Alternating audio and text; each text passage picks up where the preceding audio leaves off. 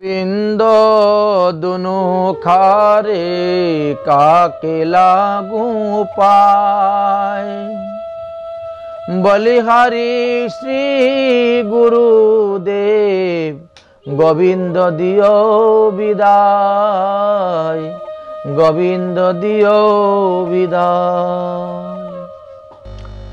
এই পদটি যিনি রচনা করেছেন তিনি হলেন কবির দাস। আমরা এই শ্লোকের উপর ভিত্তি করে পয়ারের উপর অনেক সময়ই অনেক চৌপাই দিয়ে থাকি। কবির দাস অনেক চৌপাই রচনা করেছেন এবং সেইগুলো আমরা বিভিন্ন পাঠেতে প্রসঙ্গ অনুসারে আলোচনা করে থাকি। ভক্তমাল গ্রন্থেতে সেই কবিরজির জীবনী কথা আলোচনা করে গিয়েছেন। এখন আমরা ভক্তমাল গ্রন্থ অনুসারে শ্রী কবিরজির জীবনী কথা কিঞ্চিৎ আস্বাদন করব। আমাদের নামাচার্য হরিদাস ঠাকুর যেভাবে যবনের ঘরে জন্ম নিয়েছিলেন, এই কবিরজিও ঠিক তেমনিভাবে যবনের ঘরেই জন্ম নিয়েছিলেন। তারপরে ভগবান রামচন্দ্রের প্রতি তিনার কিভাবে ভক্তি আসলো, কিভাবে রামচন্দ্রের কৃপা পেলেন, কিভাবে তিনি এত বড় কবি হলেন ইত্যাদি সব কথাই আমরা আজকে আস্বাদন করব এই ভক্তমাল গ্রন্থ অনুসারে। তো লেখা আছে যে কবিরজির জন্ম পূর্ব যবনের ঘরে, শ্রী রামচন্দ্র কৃপা যাহার উপরে। যদিও কবিরজির জন্ম যবনের ঘরে হয়েছিল, কিন্তু ভগবান রামচন্দ্রের কৃপাতে তিনি ভগবান রামের পরম ভক্ত হয়ে গিয়েছিলেন। কি জানি কি পূর্বে তার সুকৃতি আছিল, হঠাৎ রামচন্দ্রতে তার মতি উপজিল। হয়তো পূর্বজন্মেরও কোনো সুকৃতি তার ছিল, এই জন্য যবনের ঘরে জন্ম নেওয়া সত্ত্বেও তিনার রামচন্দ্রতে ভক্তি উদয় হয়েছিল। উপযোগ্য রাম ধ্যান, রাম জ্ঞান, রাম মাত্র সার, অন্যান্য চিন্তায় দিবা নিশি করেন। অনন্য চিন্তা মানে রামচন্দ্র অনন্য ভক্ত হয়েছিলেন। অনন্য যে মাং ভক্তি পর্যপাসন্তি, শ্রীমদ্ ভগবদ গীতাতে বলা আছে সে অনন্য ভক্ত হয়েছিলেন। ভগবান রামচন্দ্রের একান্ত প্রিয় ভক্ত হয়ে তিনি উঠেছিলেন, কারণ রাম ছাড়া তিনি আর অন্য কিছু জানতেনই না। সর্বদাই রাম নাম জপ করতেন, রামচন্দ্রের সেবা পূজা ভোগ আরতি প্রসাদ আদি গ্রহণ করতেন। রামচন্দ্রের কৃপা হইল তাহাতে, কৃপা বাক্য কহে প্রভু আকাশবাণীতে। ভগবান রামচন্দ্র কবিরের তপস্যায়, কবিরের আরাধনায় সন্তুষ্ট হয়ে তিনি আসলেন এবং আকাশবাণীতে তাকে কৃপা বাক্য অনুসারে বললেন। কি বললেন? রামানন্দ স্থানে মন্ত্র দীক্ষা করো গিয়া, অচিরাতে পাবে মুরে তাহার আশ্রয়ে। যাও, তোমার তো এখনো দীক্ষাই হয় নাই, অথচ অদীক্ষিত অবস্থায় তুমি আমার ভজন করে যাচ্ছ। যাও, তুমি যখন রামানন্দ স্থানে গিয়ে দীক্ষা গ্রহণ করবে, করে আমার ভজন করবে, তখন তুমি আমাকে পাইবে, নতুবা পাইবে না। শুনিয়া আকাশবাণী চিন্ত হে কবির, মোর কৃপা করিবেন কেন দেখ ধীর। আচ্ছা, আমাকে কৃপা করার জন্যই আমাকে বলছেন, ঠিক আছে। যবন অস্পৃশ্য মুহি আমার বদন, হেরিতে নিষেধে যার বেদের বচন। এতক চিন্তিয়া কিছু বিচার করিল, কোন ছলে মন্ত্র দীক্ষার উপায় সৃজিল। আকাশবাণী শ্রবণ করার পর তিনি মনে মনে চিন্তা করলেন, আমি হলাম মুসলমানের ঘরে জন্ম নিয়েছি, আমি যবন জাতি। বেদেতে নিষেধ আছে যবনকে স্পর্শ করতে নাই। যবনকে স্পর্শ করলে স্নান করতে হয়, এরা অপবিত্র, এরা গোহত্যাকারী, তারা অসুর প্রকৃতির। এই জন্য তাদের সঙ্গ করা বেদে নিষেধ দেওয়া আছে। আর আমি যদি গিয়ে তিনার কাছে মন্ত্র দীক্ষা চাই, তবে কি তিনি আমাকে মন্ত্র দীক্ষা দিবেন? মনে হয় কখনো মন্ত্র দীক্ষা দিবেনই না, আরো অপেক্ষা করবেন, আমাকে উপহাস্য করবেন। কিন্তু আকাশবাণীতে যে বলেছেন তিনার কাছ থেকে মন্ত্র দীক্ষা নেওয়ার জন্য, তাহলে কোনো না কোনো ছলনা করে একটা উপায় সৃষ্টি করে তিনার কাছ থেকে আমি মন্ত্র দীক্ষা নিব। আকাশবাণীতে ভগবান বলছেন যে রামানন্দর কাছ থেকে মন্ত্র দীক্ষা নিলে পরে আমি তিনার দর্শন লাভ করতে পারব। গুরু রামানন্দ স্বামী প্রত্যুষে উঠিয়া মণিকর্ণিকার ঘাটে যান, স্নান করেন গিয়ে। রামানন্দ স্বামী নিয়ম ছিল প্রতিদিন ভোরবেলা উঠে তিনি মণিকর্ণিকা ঘাটে গিয়ে স্নান করতেন। স্নান করেন গিয়ে অতি ভোরে কিছু অন্ধকার আছে যবে, ঘাটের নিকটে গিয়ে শুয়ে রইল তবে। তখন কি করেছেন কবির, তখন একটু অন্ধকার রয়ে গেছে। যেই ঘাটে রামানন্দ আচার্য স্নান করেন সেই ঘাটে গিয়ে তিনি সিঁড়ির মধ্যে শুয়ে পড়ে আছেন। গুরু রামানন্দ স্নানে আইলা যেই কালে, অজ্ঞাতে চরণ তার অঙ্গতে পড়িলে। সে তো সিঁড়ির মধ্যে শুয়ে আছে, তারপরে অন্ধকার ভোরবেলা, তিনি আর অতটা লক্ষ্য করেন নাই। আর যেই পা দিয়েছেন এমনি তার উপরে পা পড়ে গেছে, অজান্তে অজ্ঞাতে।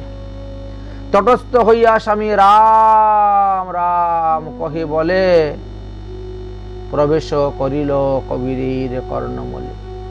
শ্রী গুরুদেবের মুখ হইতে তিনার কানের মধ্যে ঢুকলো সেই রাম নাম ধ্বনি, বলে এতেই আমার দীক্ষা হয়ে গেছে। বাস, তিনি হরে রাম রাম, আমি দেখি নাই ভাই তোমার উপরে পা পড়ে গেছে। সেই রাম নাম মহামন্ত্র যে জানিলা, আর হৃদয় পুটুলিতে রাখেন গোপন করিয়া।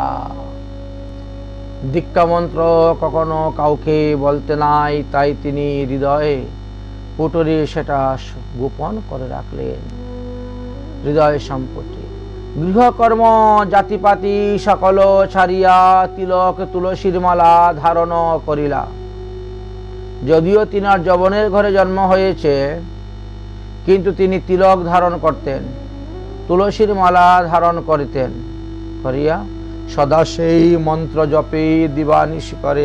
আর এই যে রাম শব্দ পেলেন দীক্ষা, সেই রাম নাম তিনি জপ করতে শুরু করলেন। মাতা পিতা বন্ধুগণ করে তিরস্কার, আপন ইমান ছাড়িয়া লইলি হিন্দু ধর্ম। কে তুরে শিখাইল করিবার হেন কর্ম। মাতা পিতা আত্মীয় স্বজন বন্ধু বান্ধবগণ সবাই তাকে তিরস্কার করেন। তুমি তোমার নিজের ইমান খোয়াইলে, তুমি কেন হিন্দু ধর্ম গ্রহণ করলে? তোমারে কে শিখিয়েছে মুসলমান ধর্ম ত্যাগ করে হিন্দু ধর্ম গ্রহণ করতে, অর্থাৎ ইসলাম ধর্ম ত্যাগ করে সনাতন ধর্ম গ্রহণ করতে? তোমাকে কে শিখাইল? তেহু কহি গুরু মোর রামানন্দ স্বামী, দীক্ষা দিলা তেহু মোরে তার দাস আমি। আমি তো এখন রামানন্দ স্বামীর দাস হয়ে গেছি, তিনি আমাকে দীক্ষা প্রদান করিয়াছি, অতএব আমি আমার হিষ্ট মন্ত্র জপ করি। এত শুনি মাতা তার কুপিত হইয়া গেলা স্বামী, বৈশে যথা তথায় ধাইয়া। এবার কবিরের মা এই কথা শুনে খুব রেগে গেলেন এবং কবিরের বাবার কাছে গিয়ে সমস্ত ঘটনা খুলে বললেন। এইবার আত্মীয় স্বজন ইষ্টি কুটুম্ব মাতা পিতা সবাই মিলে রামানুজ স্বামীর কাছে গিয়ে উপস্থিত সাধু বাবার কাছে। সাধুকে কহে, তুমি আমার ছাওয়াল রে শিষ্য যে করিলা বেটা, দিলে জাতিকুলে। হ্যাঁ, তোমার এত বড় সাহস, তোমাকে কে বলেছে আমার ছেলেকে দীক্ষা দিতে? আমার ছেলের জাতি নাশ করে তাকে সনাতন ধর্মে অবলম্বন করে তাকে হিন্দু বানাইতে? তাহারে কহেন স্বামী করিমি দুহাস, কেটা সে নাহি জানি নাহি করি শিষ্য। কি বলছেন আপনারা আবুল তাবুল কথা? আমি তো কোনো মুসলমানকে হিন্দু বানাই নাই, আমি তো কোনো মুসলমান ছেলেকে দীক্ষা দেই নাই, আপনাদেরকে কে বলেছে? এইগুলো সম্পূর্ণ মিথ্যে কথা। বাস্তবে তো তিনি সেটা দেনও নাই, আর কবির মনে করেছেন হ্যাঁ আমাকে দিয়েছে। সেতু চলি গেল, কবির দণ্ডবতে আইল, আর তারে কহে আমি তোমায় শিষ্য করে লইল। আরে না না, আমি তো কবিরকে কোনো দীক্ষা টিক্ষা দেইনি। সে এখানে শুয়েছিল, আমি অজান্তে তার উপরে পা দিয়ে দিয়েছি। আরে রাম রাম। এই তো কবির কহেন, প্রভু অমুক দিবসে কৃপা যে করিলে মুরে চমক আবেশে, কলিভব নিস্তারিতে একই তো মহামন্ত্র, দুব্বাদুল শ্যামরূপের শুদ্ধ প্রেম অস্ত্র। এই কলিযুগে তো একমাত্র রাম নামই সার, আর সেই রাম নামেই তো আপনি আমাকে দীক্ষা মন্ত্র দিলেন। এখন আপনি বলছেন দীক্ষা মন্ত্র দেন নাই, আপনি কি ভুলে গিয়েছেন? কলিযুগে তো এই মন্ত্রই সার, সর্বযন্ত্র প্রেম। স্বামীজির স্মরণ হইল সেই বৃত্তান্ত, কবিরের প্রতি প্রীতি জন্মিল একান্ত। বাবা, আমার মুখ থেকে রাম রাম শব্দ বেরোলো, আর তুমি সেটাকে দীক্ষা মন্ত্র বলে গ্রহণ করে নিলে। ধন্যবাদ, ধন্যবাদ। তুমি আনুষঙ্গিক রাম নাম মোর মুখে শুনি, দীক্ষা নিষ্ঠা হইল মহামন্ত্র করি জানি। বাবা, কত নিষ্ঠা তার, কত ভক্তি। আনুষঙ্গিক কারণে আমার মুখ থেকে এই নামটা বেরিয়েছিল, আর তাই তুমি দীক্ষা মন্ত্র বলে গ্রহণ করলে। এতক ভাবিয়া স্বামী প্রমাবিষ্ট হইলা, আলিঙ্গন কইলা তারে হৃদয়ে ধরিয়া। তখন রামানুস্বামী কবিরকে ধরে আলিঙ্গন করলেন। আমরা মহাপ্রভুর জীবনী তো এরকম দেখতে পাই। সেন শিবানন্দের ছোট পুত্র যখন গিয়ে দণ্ডবতে প্রণাম করল, কবি কর্ণপুর যখন ছোট ছিলেন, মহাপ্রভুর প্রণাম করছেন। মহাপ্রভু বলছেন, বলো কৃষ্ণ কৃষ্ণ বলো, কিন্তু সে আর বলছে না। স্বরূপ দামোদরকে বললেন যে আমি বনের পশু পক্ষীকে পর্যন্ত কৃষ্ণ নাম লুয়াইলাম, কত লোককে কৃষ্ণ নাম লুয়াইলাম, কিন্তু সে কেন বলতেছে না? আমি বারবার বলতেছি যে কৃষ্ণ কৃষ্ণ বলো, বলে সে এই মন্ত্রটাকে তার দীক্ষা মন্ত্র বলে গ্রহণ করে নিয়েছে, আর এই জন্য সে উচ্চস্বরে কীর্তন করতেছে না। ঠিক অনুরূপ এখানেও আমরা দেখতে পাই যে কবিরজি এই রাম শব্দটি, রাম নামটি তিনার দীক্ষা মন্ত্র রূপে তিনি গ্রহণ করে নিয়েছিলেন, নিয়ে তিনি জপ করেছিলেন। এই জন্য অত্যন্ত সন্তুষ্ট হলেন। রামানন্দ স্বামী সন্তুষ্ট হয়ে তাকে আলিঙ্গন করলেন হৃদয়ে ধরিয়া। তুমি তো যবন নহে, বিপ্র হইতেও শ্রেষ্ঠ, যাতে রাম নাম তুমি এতাদৃশ্য নিষ্ঠ। রাম নামেতে তোমার এত নিষ্ঠা, এত শ্রদ্ধা, এত ভক্তি, এত বিশ্বাস, তাহলে তুমি যবন নও, তুমি ব্রাহ্মণ হইতেও, তুমি বিপ্র হইতেও শ্রেষ্ঠ। পুনর্স্বামী তার কণ্ঠে তিলক যে দিলা, এইবার তিনি স্বহস্তে, রামানন্দ স্বামী স্বহস্তে তাকে তিলক পরাইয়া দিলেন, স্বহস্তে তার কণ্ঠে তুলসীর মালা বেঁধে দিলেন। শুদ্ধ জানি বৈষ্ণবের পঙ্কতে লইল। এবার বললেন যে তুমি বৈষ্ণবের পঙ্গদের মধ্যে বসেই তুমি প্রসাদ পাবে, তোমাকে পৃথকভাবে পঙ্গদে বসানো হবে না, বা বসার প্রয়োজন নেই। যদি বলো যবন কেমনে হইল গ্রাহ্য, ত্রৈলোক্য পাবন হরি নাম যে মহাবীর্য। এই ত্রৈলোক্য পাবন হরিনাম মহামন্ত্রের গুণেতে যবন গ্রহণীয় হয়ে গেল, গ্রাহ্য হয়ে গেল, সেও বৈষ্ণব হয়ে গেল।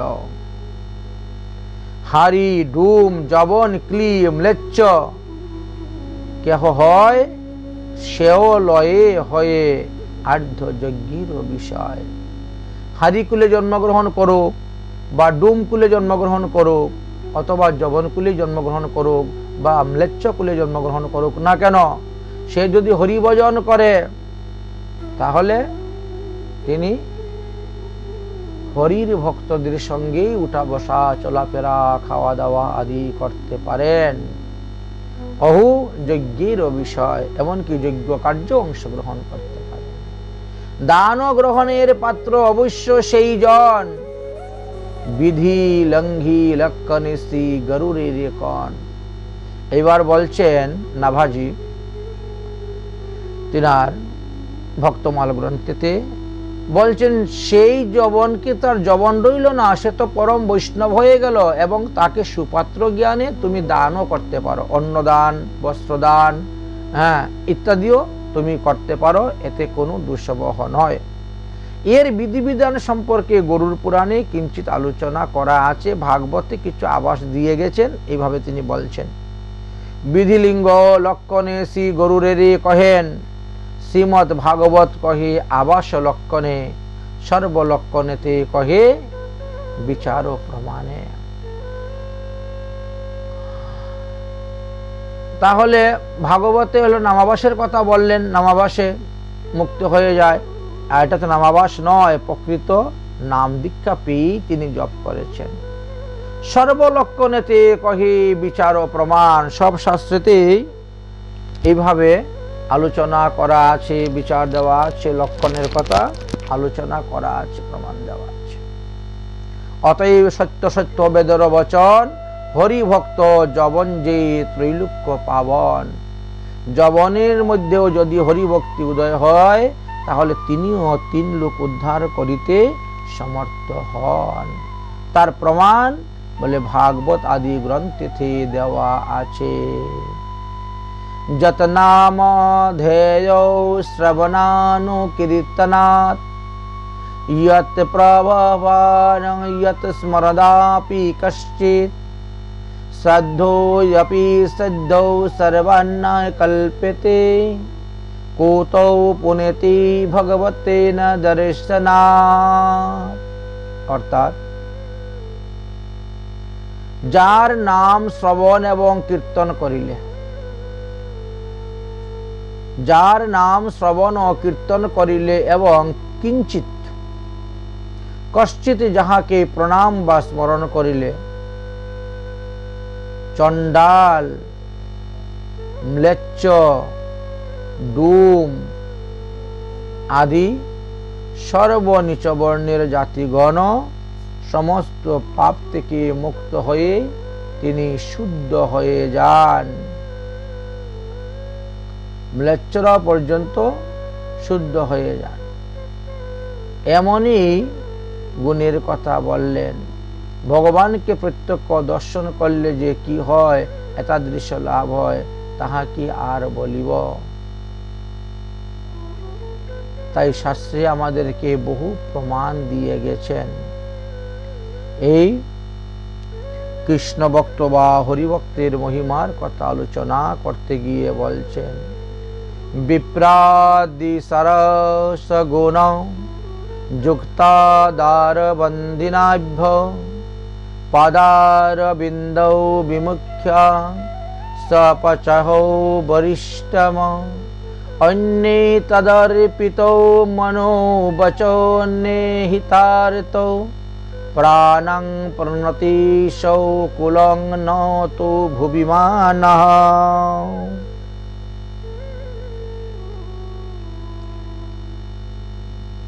দ্বাদশ গুণ বৈষ্ণবের, ব্রাহ্মণের সম, দম, দয়া, ক্ষমা প্রভৃতি যে লেখা আছে, অথচ পদ্মনাম শ্রীহরির পাদপদ্মে যদি তাদের রতি না থাকে, তাহলে এই সমস্ত গুণ থাকা সত্ত্বেও তিনি চণ্ডাল হইতে নিকৃষ্ট। আর চণ্ডালের মধ্যে যদি এই সমস্ত ব্রাহ্মণের গুণগুলা নাও থাকে, তথাপিও তিনি হরিভজন করেন, তাহলে তিনি বিপ্র হইতেও শ্রেষ্ঠ। তাহলে হরিবিমুখ বিপ্র অপেক্ষা হরিভক্ত চণ্ডাল শ্রেষ্ঠ। চণ্ডাল তার আপন বাক্য, অর্থ, কায়, মনো, প্রাণ, ভাব সব ভগবানকে সমর্পণ করে দেয়। সেই চণ্ডাল তো আর চণ্ডাল থাকে না। সেই চণ্ডাল আপন কুলকে পবিত্র করতে পারে এবং সে ত্রিজগৎ উদ্ধার করিতে সমর্থ হয়। গরুড় পুরাণেও এই বিষয়ে অনেক শ্লোক আলোচনা করে গিয়েছেন। भक्तिरष्टविधा हि एषां यस्मिन्नं म्लेच्छोऽपि वर्तेते सौ विप्रेन्दो मुनि श्रीमान् सजति स च पन्ति तस्मै देयं ततुग्रजं स च पूज्ये तथा हरि स्मृत सम्भावृतं दिवं पूजितो वा द्विजुत्तमः पूर्णाति भगवते भगतश्च चण्डालम् अपि यदृश्चया सत्रो जाजितो सहस्रेभ्यो सर्ववेदान्तो पारगो सर्ववेदान्तो वृत्तिकुट्वां विष्णुभक्तो विशेषतः। যে ম্লেচ্ছের মধ্যে অষ্টবিধা ভক্তির উদয় হয়েছে, অর্থাৎ শ্রীহরির নাম সংকীর্তন করেন, নাম সংকীর্তন করার সঙ্গে সঙ্গে প্রেমাশ্রু ত্যাগ করেন, ভগবানকে দর্শন করেন, ভগবানকে প্রণাম করেন, ভগবানকে পরিক্রমা করেন, আরে সেই ম্লেচ্ছ তো বিপ্র হইতেও শ্রেষ্ঠ, মুনি ও ঋষিগণ হইতেও শ্রেষ্ঠ, সে যতি এবং পণ্ডিত হইতেও শ্রেষ্ঠ। হরিভক্তিকে এতই মর্যাদা দিয়েছেন শাস্ত্রে, তাই শাস্ত্রে বলছেন হরিভক্তি লাভ করো। যে ম্লেচ্ছ হরি ভজন করেন, হরির প্রসাদ খান, হরির নাম গুণগান কীর্তন করেন, হরির কথা শ্রবণ করেন, আরে সেই ম্লেচ্ছ তো হরির নিয়ায়ই পূজনীয়, এই কথা গরুর পুরাণে বর্ণন করে গেলেন। হে দ্বিজশ্রেষ্ঠগণ, ভগবত ভক্ত চণ্ডালকে কোন রূপে স্মরণ সন্তুষ্ট এবং পূজা করে পবিত্র করিয়া থাকেন, তাই সহস্র সত্রযাগী অপেক্ষাও একজন সর্ববেদান্ত বৃত্তি শ্রেষ্ঠ এবং কোটি সর্ববেদান্ত বিদ অপেক্ষা একজন বৈষ্ণব শ্রেষ্ঠ, এইভাবে বর্ণন করে গেছে।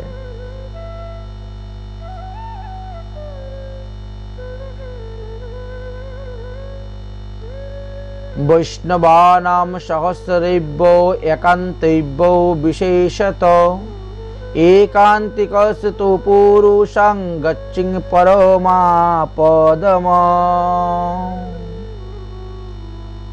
আর কি বললেন?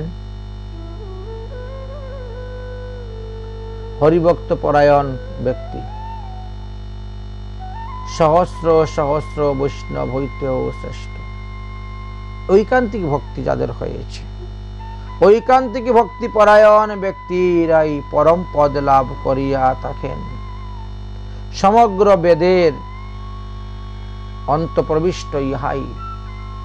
সর্ববিধ শাস্ত্র তন্ত্র মন্ত্রবিদ হইলেহ সর্বেশ্বর ভগবানে যিনি একান্ত ভক্ত হইতে পারেন নাই, তাহাকে পুরুষ অধম বলিয়াছেন।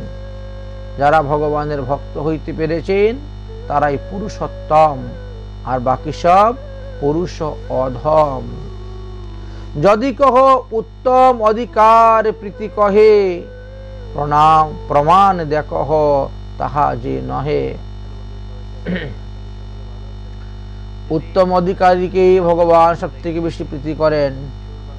পরের যে শ্লোকে দেখো প্রমাণ ইহার বুঝিবে সুবুধ যেই করিয়া বিচার, বুদ্ধিমান লোক সেটা বুঝতে পারবে। বিষ্ণু ভক্ত সহস্রে তুল্য একজন একান্ত ভকতিবান যে বৈষ্ণব হন।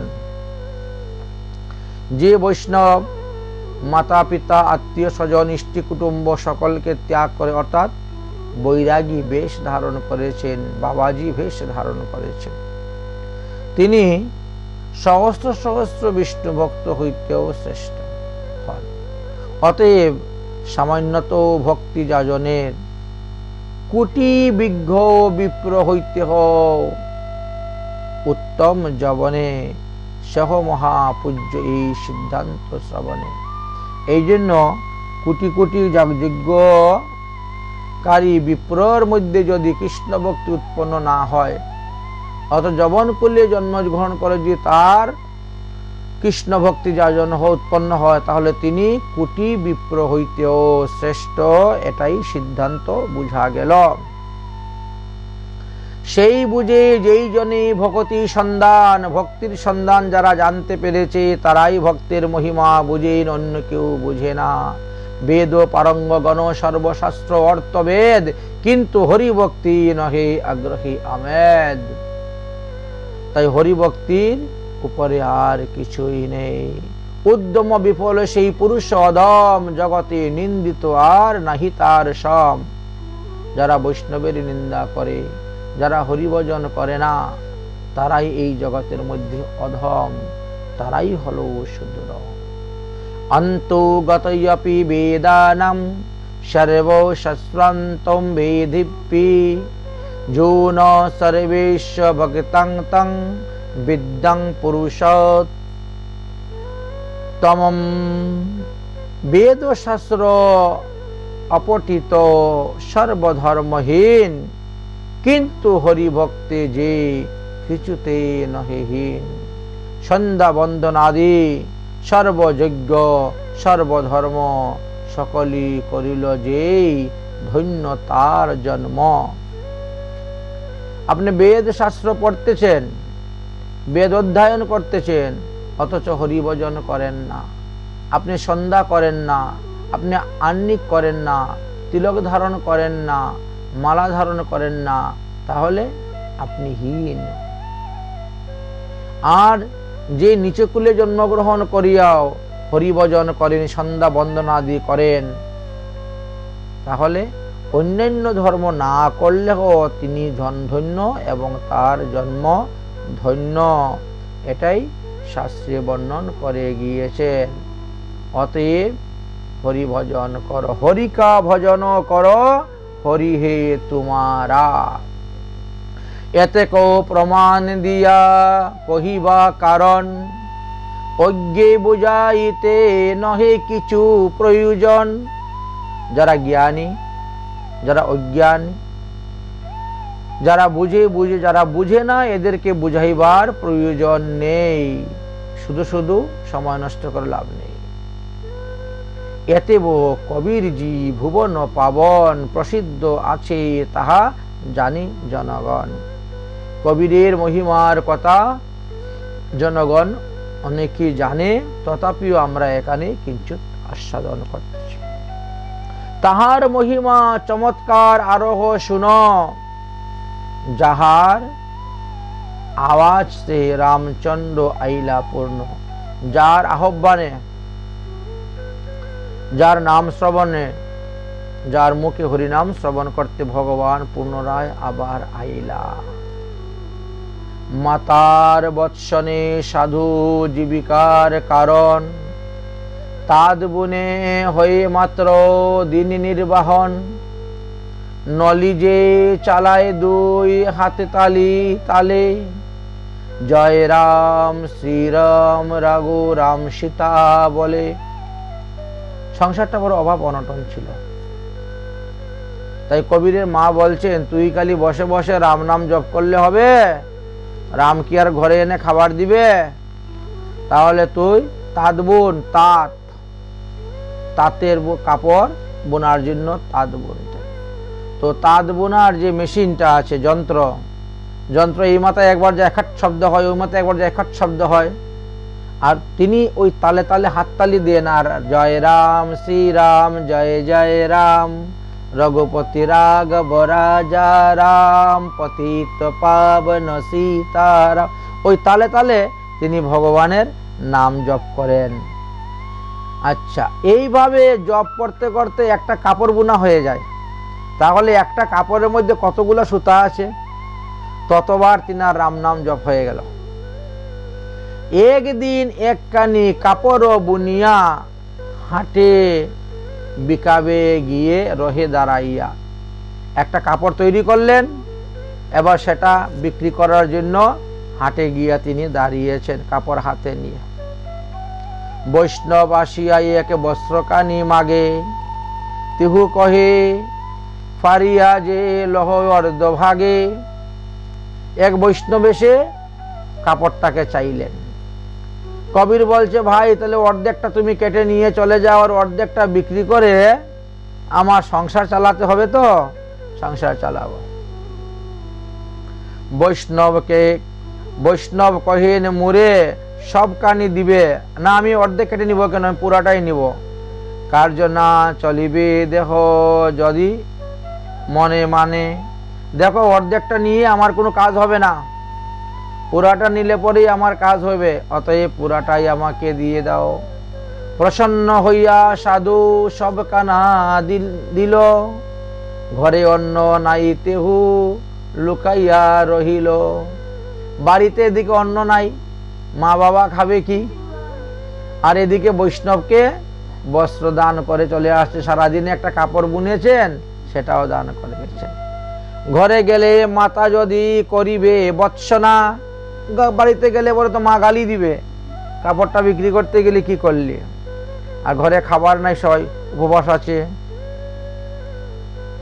এইভাবে চিন্তা করতে করতে কবি তখন লুকিয়ে লুকিয়ে ঘরের ভিতরে গিয়েছেন। গিয়ে ঘরের এক কোণার মধ্যে বসে আস্তে আস্তে আস্তে আস্তে রাম নাম জপ করতে লেগেছেন। শূন্যে একে ঘরে বসি গায়ে রাম গুণ, হেতা দয়াময় রামচন্দ্র তাহা জানিয়া, কবিরের রূপ ধরি আইলা আপনিয়া।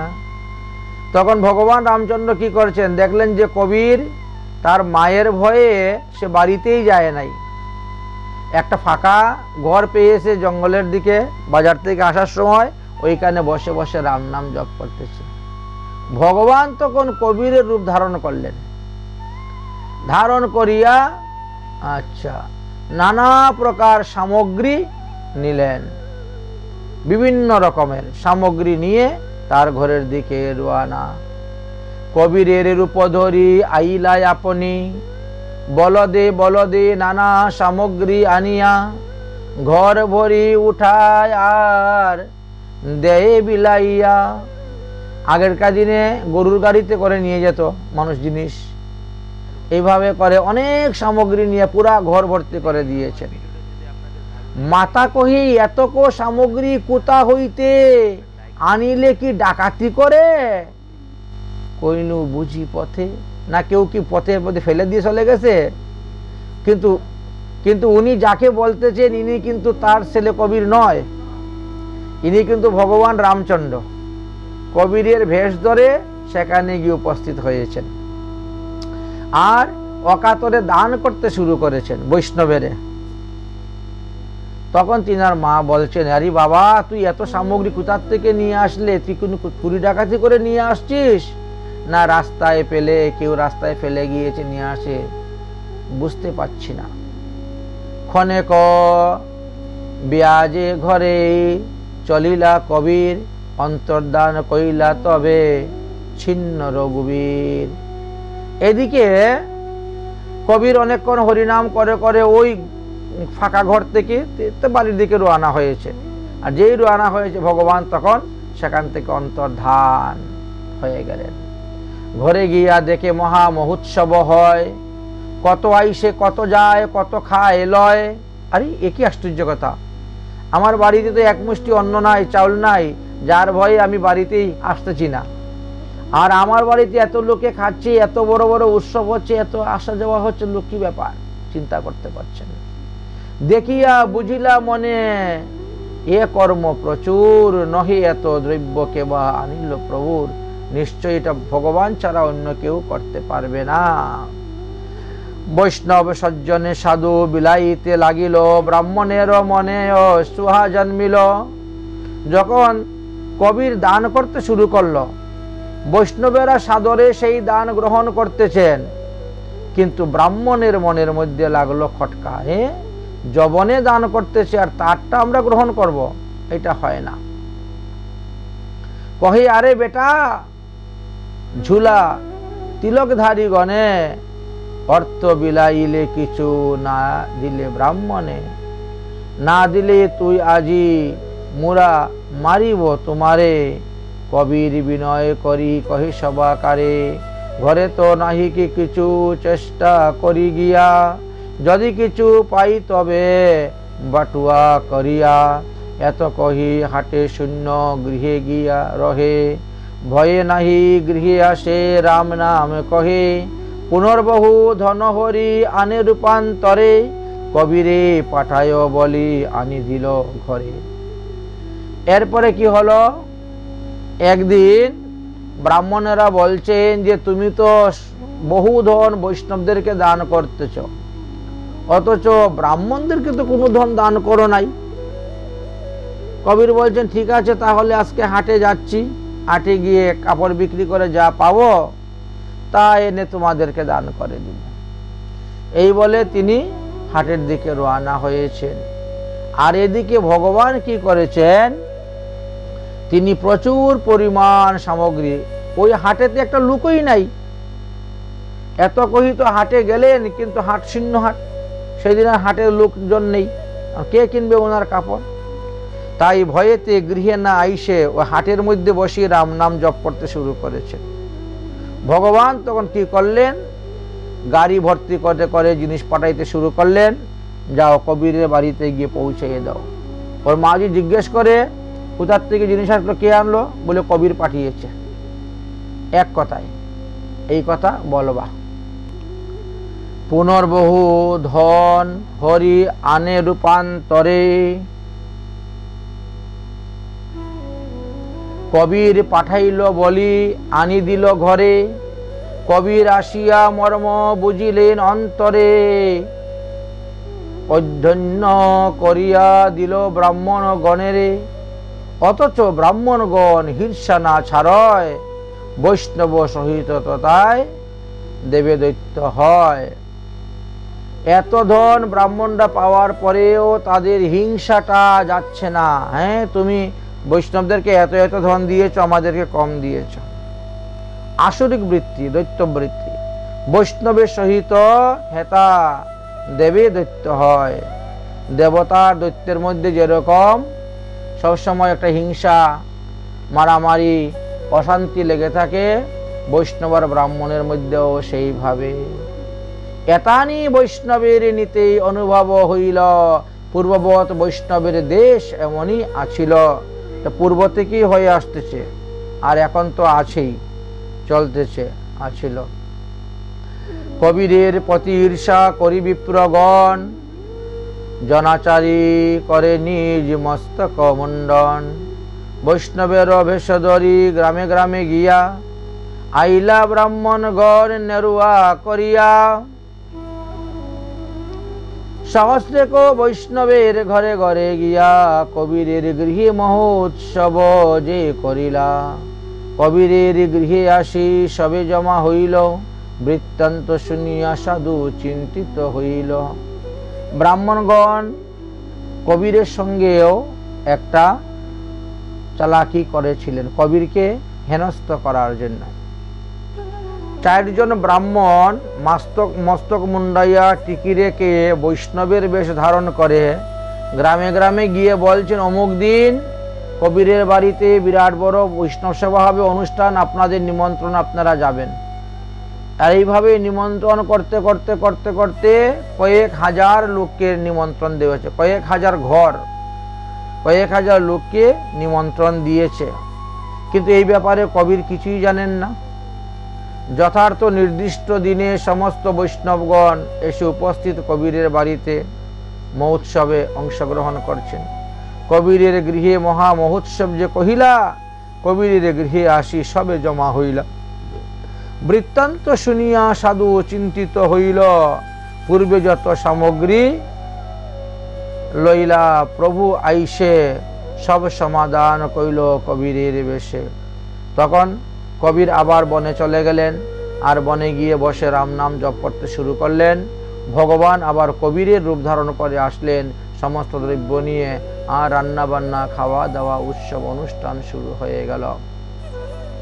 উপায় না দেখিয়া এক স্থানে গিয়ে বইসে, তিহু আসি মিলে সুখ ও সাগরেতে ভাসে। সিদ্ধ বলি লোকে বড় জনরুল হইল আকার গোপন হেতু এক ছল কইল এক স্ত্রী বেশ্যা যে তাহার হাত ধরি নগরীর লোকে দেখাইল বলে ফিরি সাধু লোক তা দেখিয়া অন্তরে পায় বেতা অসাধু হর্ষ চিত্তে লাভে অংশ যথা। এইভাবে যখন কবিরের মহিমার কথা জগতেই প্রচার হইতে শুরু হলো, জগৎবাসীগণ কবিরকে খুব দণ্ডবত প্রণাম সম্মান করতে আরম্ভ করলেন। কবির তখন চিন্তা করলেন যে তাহলে আমি একটি কাজ করব, এমন কাজ করব যে লোকে দেখলে পরে আমাকে থুতু দিবে আর দণ্ডবত প্রণাম করবে না, আমাকে আদর সম্মান করবে না। সেই কাজ কি কাজ করবেন? তিনি এক বেশ্যার বাড়িতে গেলেন, গিয়ে সেই বেশ্যারমণীকে বললেন, তুমি আমার হাত ধরে আজকে সারা নগর ঘুরে বেড়াবে, সমস্ত বাজার ঘুরে ফেরাবে, এটাই হলো তোমার কাজ। এক স্ত্রী বেশ্যা যে তাহার হাত ধরি নগরের লোকেরে দেখাইয়া বলে ফিরি। সাধুরা তা দেখিয়া অন্তরে ব্যথা পাচ্ছেন, আর অসাধুরা পরিহাস ঠাট্টা উপহাস হর্ষ কত কিছু করছেন। তাহার অন্তরে কিছু বিকার তো নাই, অবজ্ঞা করে লোকে ভ্রষ্ট হইল ভাই। বলছেন কবির এখন ভ্রষ্ট হয়ে গেছে, সেই সব লোকে পরিহাস উপহাস করতে শুরু করেছে। একদিন কবির সেই বেশ্যার সহিতে রাজার সত্তরে গেলা করুয়া যা হাতে। একদিন করুয়া হাতে নিয়ে বেশ্যাকে সঙ্গে করে নিয়ে তিনি রাজবাড়িতে গিয়ে উপস্থিত হয়েছেন রাজার নিকটে। রাজা দেখি পূর্ববত ভক্তি নাহি কইল, দণ্ডবত না কইল, আসন না দিল। আগে তো কবির গেলে পরে আসন থেকে উঠে দণ্ডবত করত, প্রণাম করত, আর খুব সম্মান করে তিনার পূজা করতেন।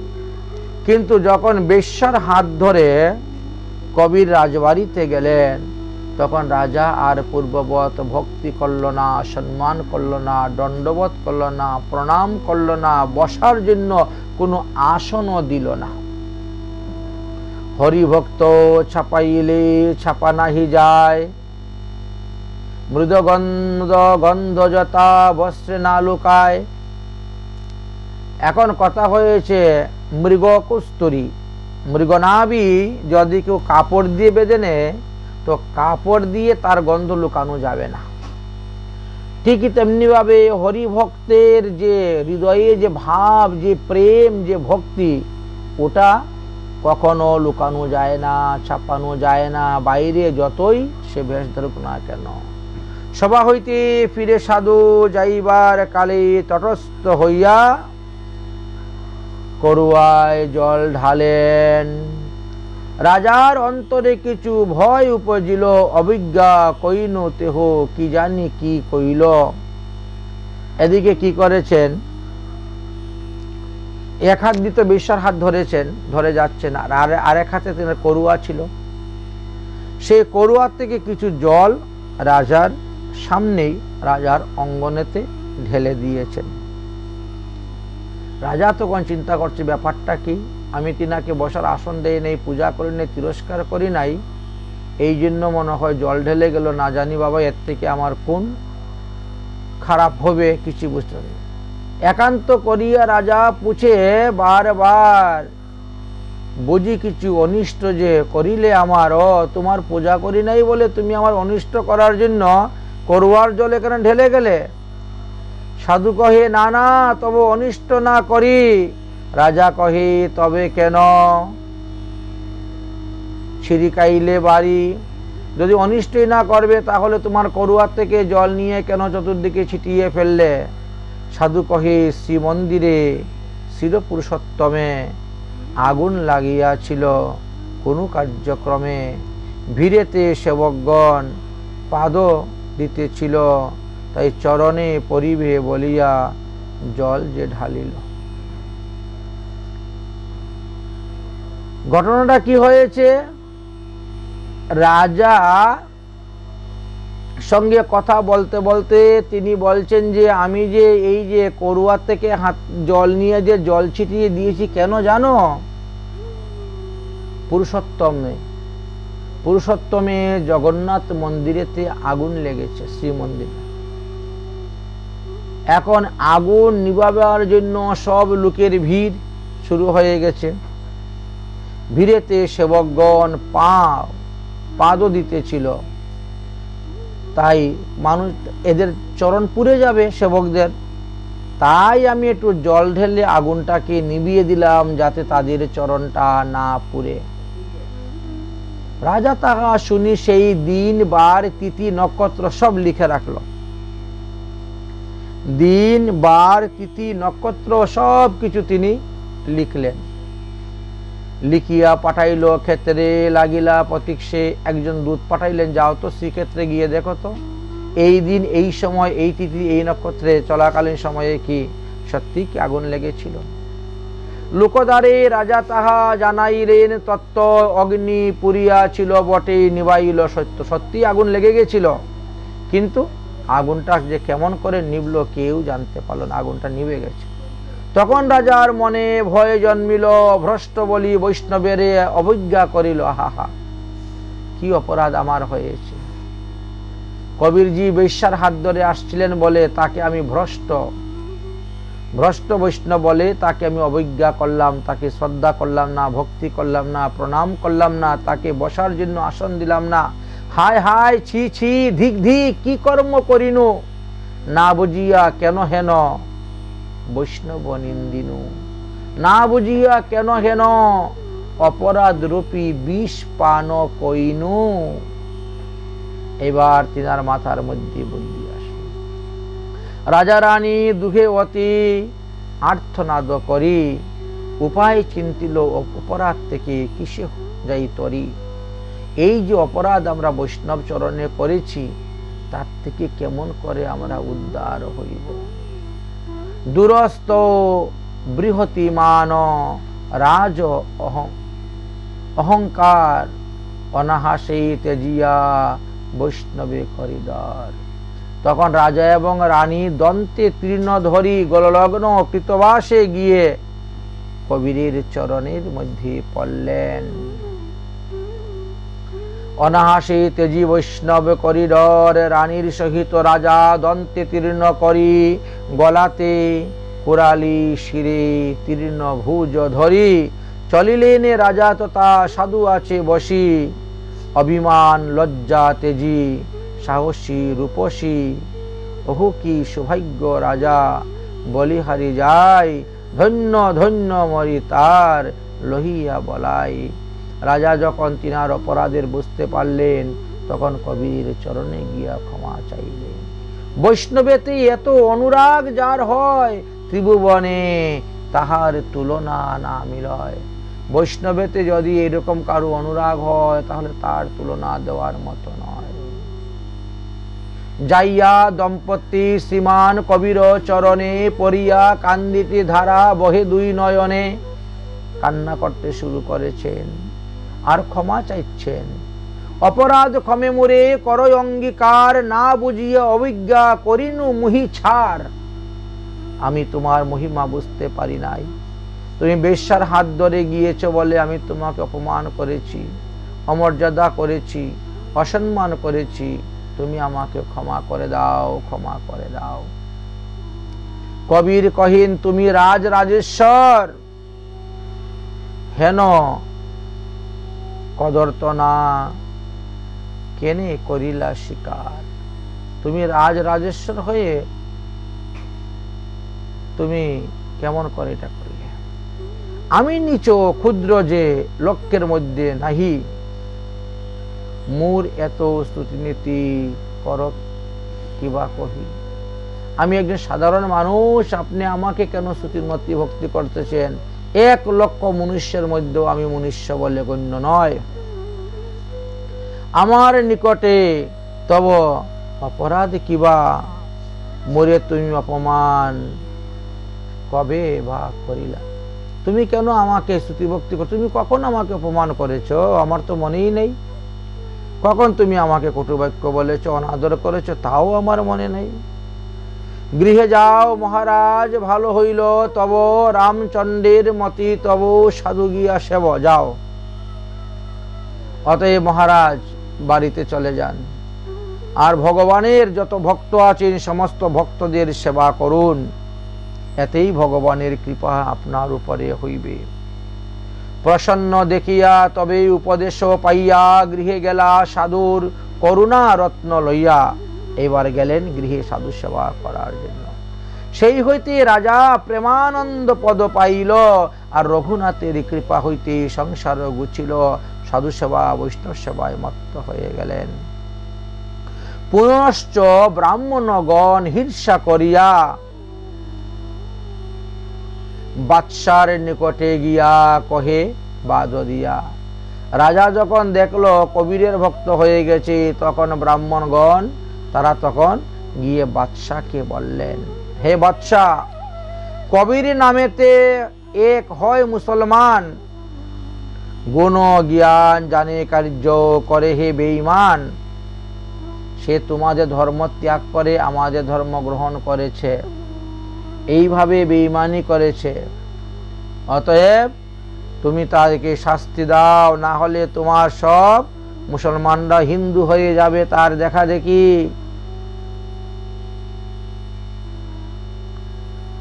সে যে অজ্ঞানে হিন্দু ধর্ম গ্রহণ করেছে এমন নয়, সৎ জ্ঞানে করেছে।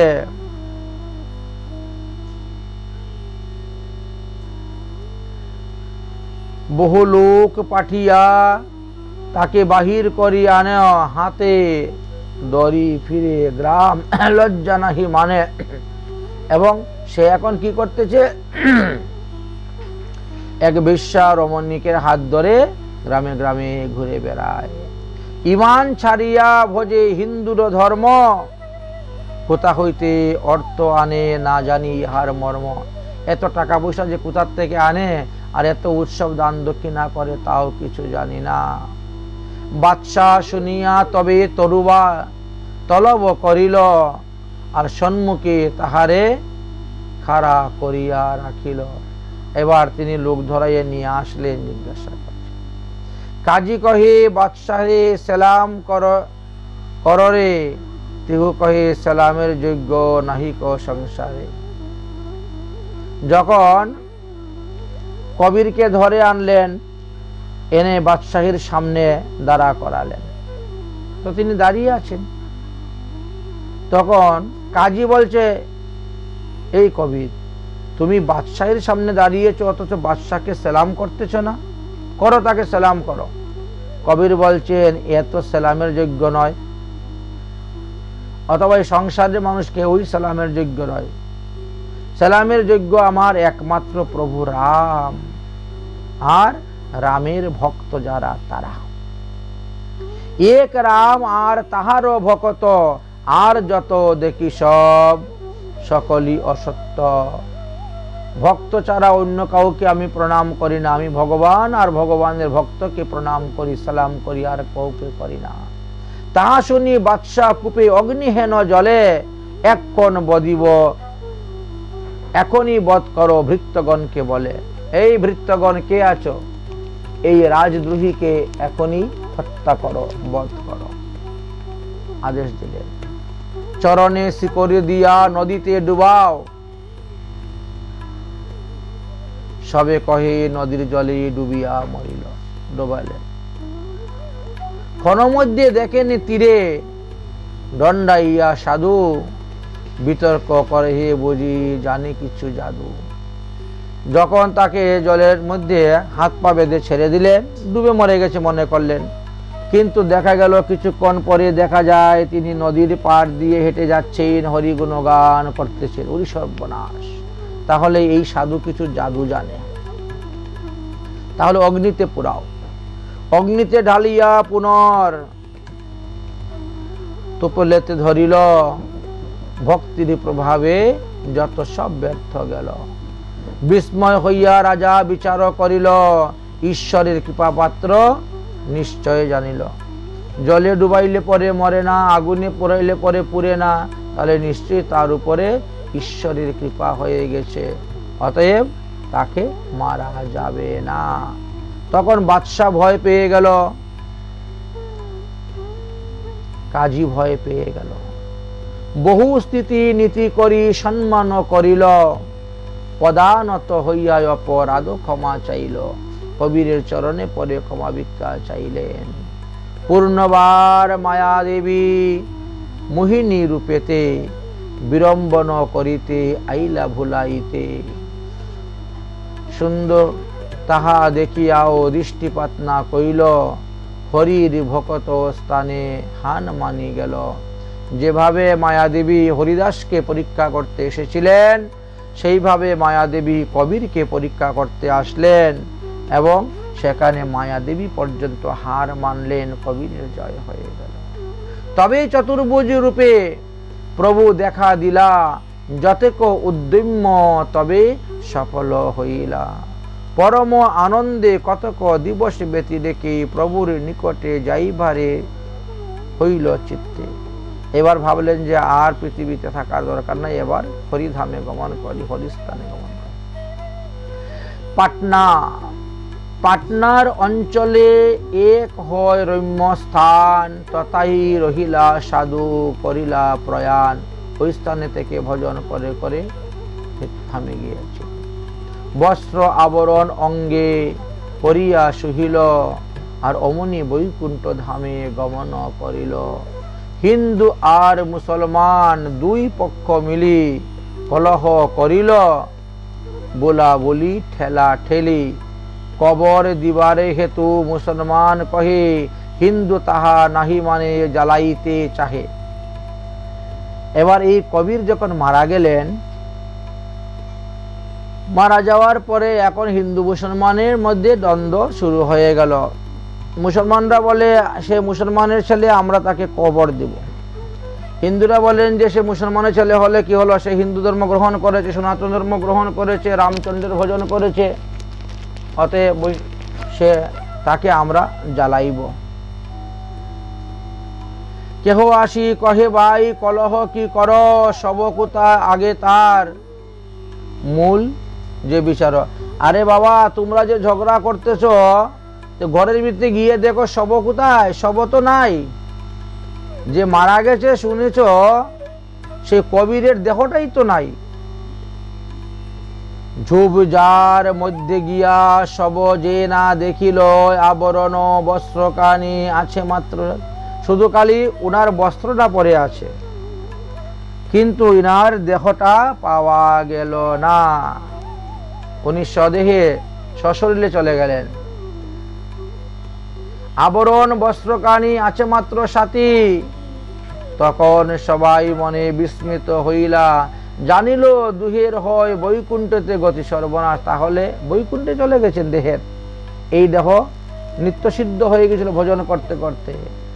আবরণ বস্ত্রকানি দেখে উঠাইয়ে কতকগুলি ফুল আর তুলসী আচয়ে। যখন বস্ত্রগুলো উঠানো হলো, তখন ফুল আর তুলসী পাতায় দেখেন সেখানে আর কিছু নাই। জুরাবরি মুসলমান পুষ্পগুলি লইলা কবর দিলেন তাহা উৎসাহ করে। তখন সেই পুষ্প নিয়ে পুষ্প সমাধি দিল মুসলমানরা, পুষ্প নিয়ে পুষ্প সমাধি দিলেন। হিন্দু যে বৈষ্ণবগণ তুলসী পাইয়া সমাধি করিলা নিজ মতো আরোপিলা, আর তারাও সেখান থেকে তুলসী পাতা নিলেন, নিয়ে ওখানে বাস একটা সমাধি দিলেন। একজনে কবর দিল, আরেকজনে সমাধি দিল, দুই দলে। মহা মহোৎসব করি সংকীর্তন হইল, যেই ধ্বনিতে দশ দিক পবিত্র হইল। শ্রী কবির মহাশয় সুবশ ভুবন পাবন যাহা অদ্যপ্রিয় প্রকাশ। তাহার চরণে কোটি দণ্ডবত করি, কৃষ্ণ দাস মাগে কৃষ্ণ ভক্তির মাধুরী। তাই যবনের ঘরে জন্মগ্রহণ করে তিনি এমন কৃষ্ণ ভক্তি লাভ করেছিলেন। এইভাবে আমরা ভক্তমাল গ্রন্থের পঞ্চদশ মালা পর্যন্ত আস্বাদন করেছি। আগামী কল্য আমরা ষোড়শ মালা আস্বাদন করব। আজকের মতন ভাগবতীয় কথা এখানেই বিশ্রাম।